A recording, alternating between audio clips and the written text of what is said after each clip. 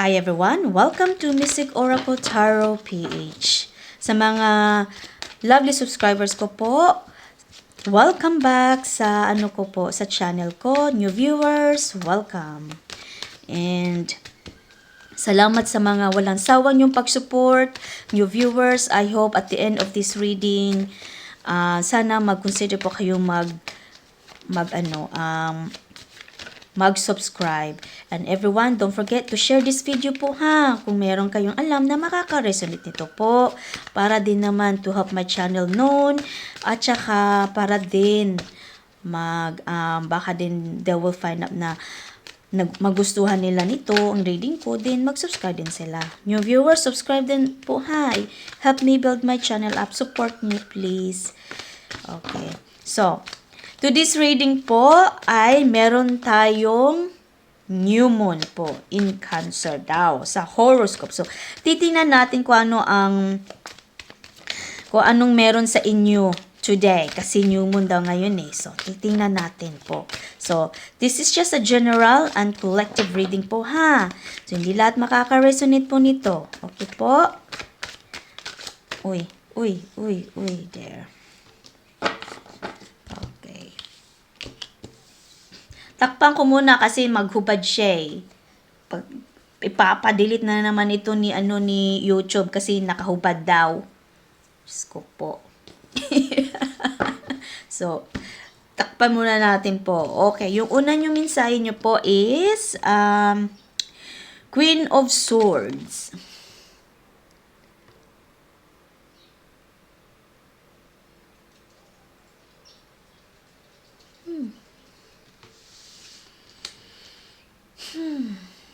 Okay. Sunod, meron tayong Judgment.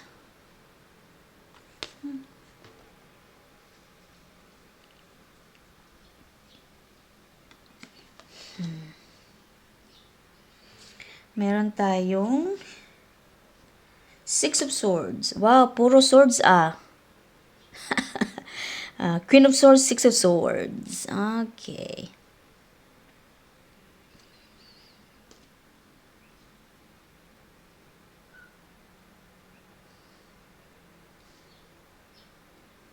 Tsaka, meron tayong takpang kumuto ha. There. Ano ba to? Meron tayong The Stars. So, takpan ko yung niya po kasi naghubad siya. Yan. Meron tayong stars. Okay, meron din tayong Knight of Pentacles.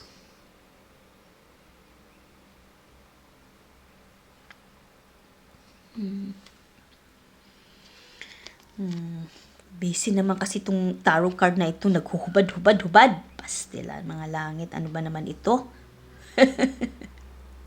Okay. Titingnan natin yung energy nyo dyan. Okay. Queen of Swords.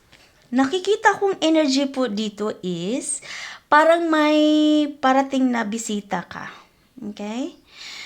Tapos, magbibiyahe kayo. Sa Philippines lang to eh, hindi to overseas. May darating na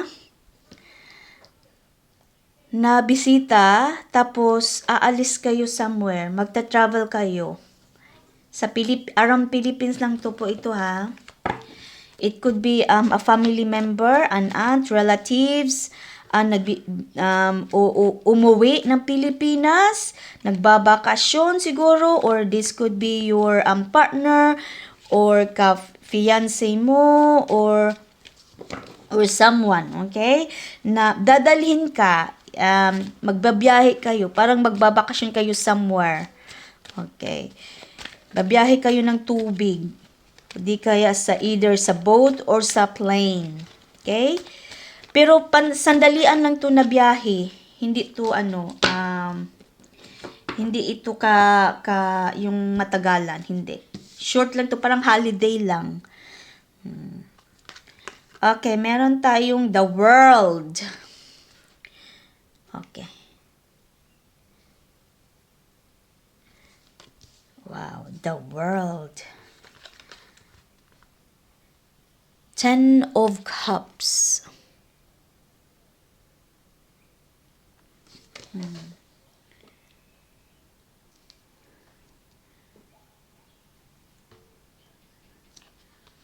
Meron tayong the Wheel of Fortune.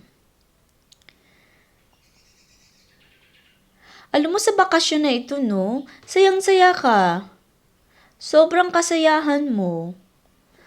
Kasi hindi ka pa nakapunta ng nitong lugar na ito. First time ka nakarating ng lugar na ito. Parang siya, parang resort. It could be basta somewhere in Philippines na resort. It could be in sa Siargao, it could be Palawan, it could be somewhere, basta somewhere. Magbabiyahe kayo dadalhin ka. Okay? Sayang-saya ka, parang wish fulfillment mo na maano ka na makapuntang ka na lugar na yan. Fulfilled ka Satisfied ka, masaya ka. Kasi nakapunta ka na nakapag-relax ka, nabigyan mo yung sarili mo na contentment, kontento ka, na ka din, binigyan mo din yung sarili mo na how do you call this one? Parang peaceful yung mo.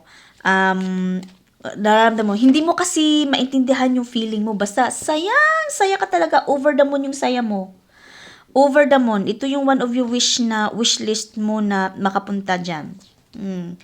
So, yan, saya-saya mo, mag-i-enjoy ka sa biyahe na yan, makakapaghinga ka sa mga iba mo mga problema mo. Yung parang you're in the right place, in the right time na makapaghinga ka, tapos at the same time,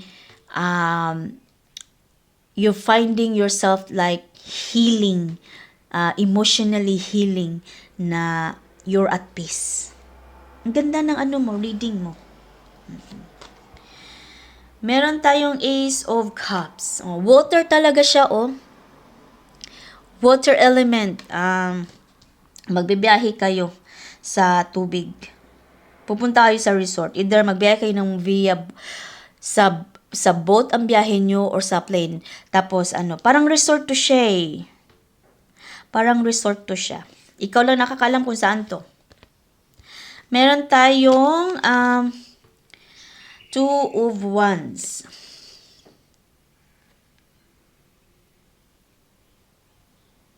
Short journey talaga. Hindi kalayuan to. Nasa Philippines lang to na pagbiyahe mo. Wala kang magagastos nito kasi sila ang magbibigay, kung sino man nag-invite sa'yo, yung nag-invite sa'yo ang magbigay ng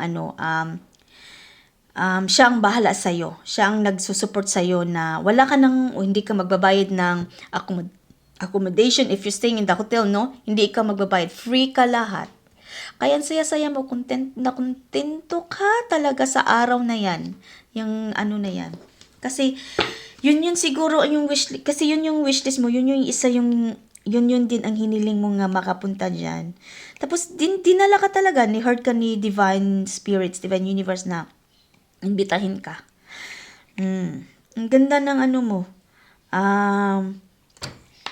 Readings mo. So, either family member, relatives, dadalhin ka. Okay? O di kaya, sa ibang bansa na bibisitahin ka, either your fiancé or a friend, no? Inimbitahan ka na magbakasyon dyan sa Pilipinas somewhere. Okay? It could be that one as well. Okay? Meron tayong 5 of Wands.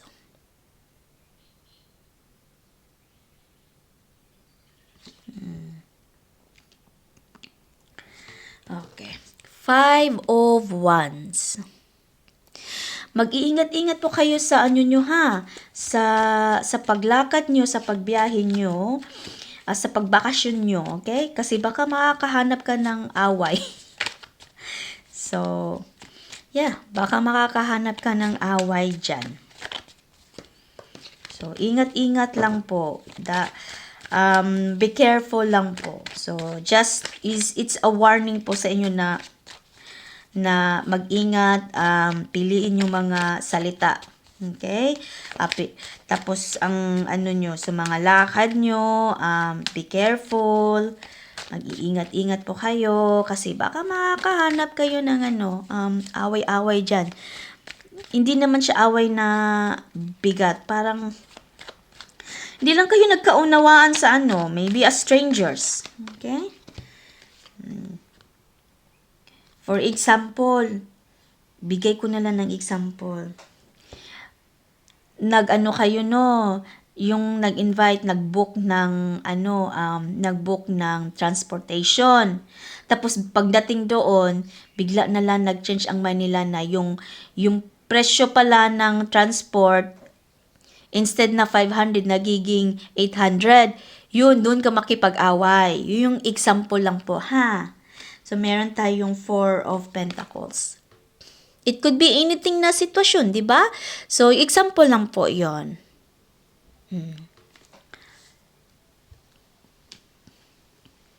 For some of you, dalawang energy nakikita ko. Some of you, may coming na pera. Okay? May parating na pera. Ito yung pera na inaantay mo na lalabas na ibibigay mo na. Ibibigay na sa iyo yung pera. Okay? Yun yung sinasabi ni Tarot. So, there's more money coming. Okay? May pera na parating po sa inyo. More coming. Okay? Ito yung pera na magdagdag sa nyo. Ito yung, for example po, may nangutang sa inyo, no? Tapos staggered yung nila, payment. Yun, magbabayad na sila. Example lang yan po, ha? Kasi more coming, dadagdagan yung pera na parating sa inyo. Ito yung pera na inaantay mo na, yun nga yung example ko na, utang sa'yo, staggered naman ang payment, tapos, biglang nag-stop. Bigla siya nag-stop for few months. 2 buwan daw to 2 buwan na hindi nakabayad. Pero makakabayad na. Na-delay nga lang. Makabayad na siya sa iyo. Okay, example lang po yan. So, more coming. Meron tayong Ace of Swords.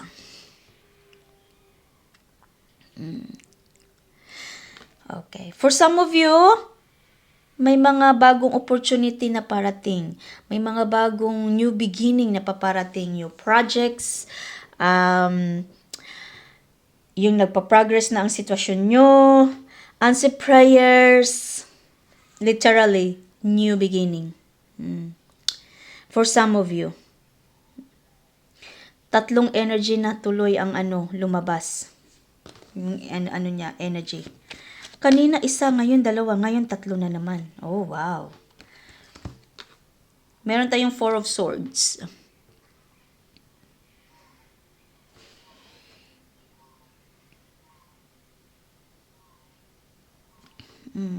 Ito yung ito yung sitwasyon na conflict ba? Na nagka-problema kayo. Oh. Pero don't worry about the 4 of Swords. Your wish is just been answered. Okay? Yung 4 of Swords is nga lang yan. Yun yung pina-remind sa inyo na reward what you have going through. Yun yung reward mo. Lahat naman talaga going through with difficult times. Yun yung reward mo na answer prayers, new beginning mo. Ace of Swords. Makukuha mo na. Makukuha nyo na ang 3 energies, makukuha mo.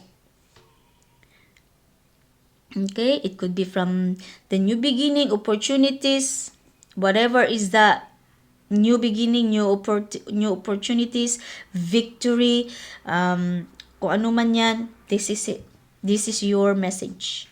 Okay po, ito din yung kung if you are looking for something answer na progress, it could be something a paperwork, this is it.